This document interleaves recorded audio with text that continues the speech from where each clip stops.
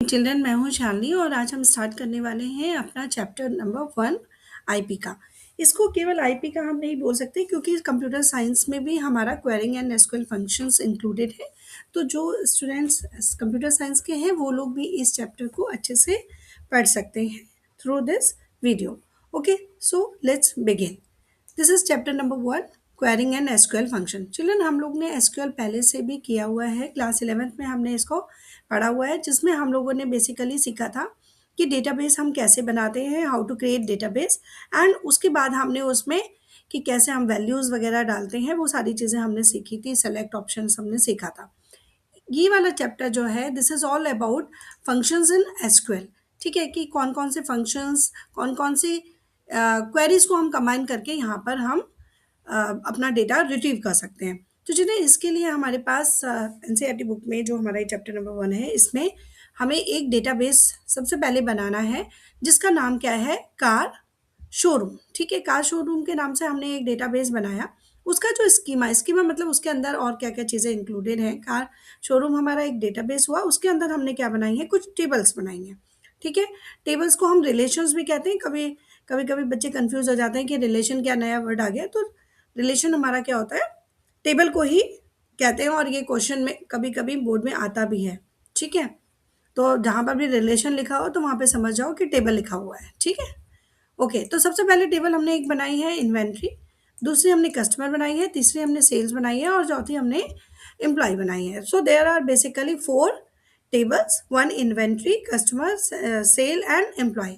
And inventory table जो है उसके अंदर कार से रिलेटेड इन्फॉर्मेशन है, यानी कार की सारी इन्फॉर्मेशन है। कस्टमर में जो उसको खरीद रहे हैं, ठीक है, उसकी इन्फॉर्मेशन है, उनका नेम, एड्रेस, फ़ोन, ईमेल वगैरह। ठीक है, सेल में हम जब किसी कार को सेल किया जाता है तो उसका इनवॉइस नंबर होता है, कार की आईडी होती है, कौन कस्टमर खरीद रहा है, कस्टमर आईडी होती है, सेल डेट होती है। All these information we need to save, right.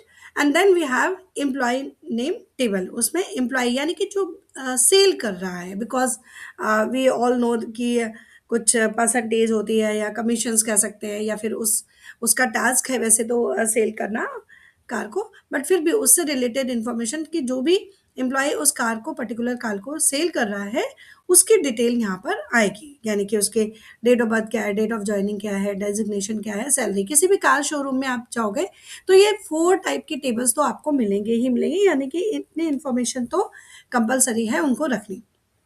ठीक है, अब हम पहली टेबल को लेते हैं।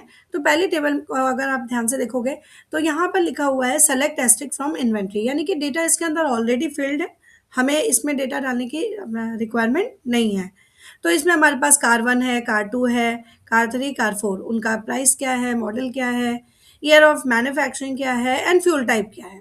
ठीक है, उसके बाद दूसरी टेबल आ गई हमारी कस्टमर। चिल्ड्रन, कस्टमर टेबल में हमारे पास कि देयर आर 4 कस्टमर्स जिन्होंने अभी तक कार परचेज करी है, तो उनकी इंफॉर्मेशन यहाँ पर आती है।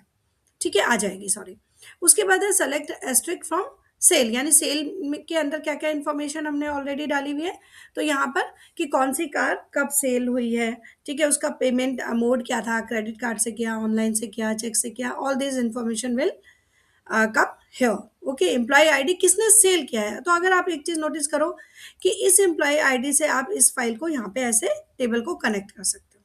ठीक है, तो यही सब चीज़ें यहाँ पे आपको दिखाई देंगी कि आपका जैसे कस्टमर है तो कस्टमर का आईडी होगा, तो किस कस्टमर ने यहाँ से लिया है, तो इससे एक फील्ड जो होगी यहाँ पर कॉमन होगी, जो इन सारी फाइल्स को, इन सारी टेबल्स को एक दूसरे से कनेक्ट कर रही होगी। ठीक है, यहाँ पे जैसे कार आईडी है, कार नेम है, ये सारी चीज़ें हैं। ठीक है, उसके बाद कस्टमर आईडी है। ठीक, यहाँ पे आपके पास एम्प्लॉय आईडी आ गया, उससे कनेक्ट कर दिया हमने। तो all these things will come under in all 4 tables. ठीक है, अब आ जाते हैं फंक्शंस इन एसक्यूएल। अब सबसे पहले ये समझ लेते हैं फंक्शन क्या होता है चिल्ड्रन।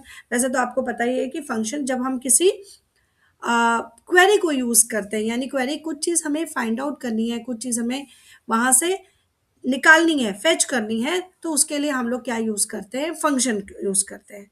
ठीक है, we already know that a function is used to perform some particular task and it returns zero or more values as a result। यानी जब भी हम किसी फंक्शन को यूज़ करते हैं चिल्ड्रन, या तो हमारे जो वैल्यू है, जो आंसर है, वो या तो ज़ीरो आएगा या फिर जीरो कुछ और वैल्यू हमारी आ सकती है। ठीक है। Functions are useful while writing SQL queries, यानी कि जब हम एसक्यूएल क्वेरीज यूज करते हैं तो उनके साथ ही हम इन फंक्शन को यूज करते हैं। एसक्यूएल में हमारे पास दो टाइप के फंक्शन चिल्ड्रन मिलेंगे। एक हमारा मिलेगा सिंगल टाइप फंक्शन और दूसरा मिलेगा हमारे पास मल्टीपल, यानी रोज ऑफ अ टेबल।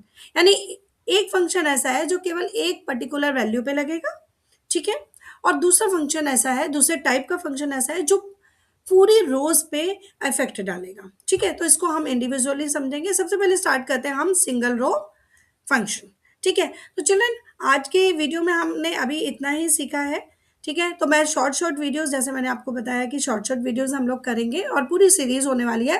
तो आज हमने ये समझा कि कौन कौन से हमने ये टेबल बना लिए हैं और इनके अंदर क्या क्या वैल्यूज ऑलरेडी एग्जिस्ट करते हैं।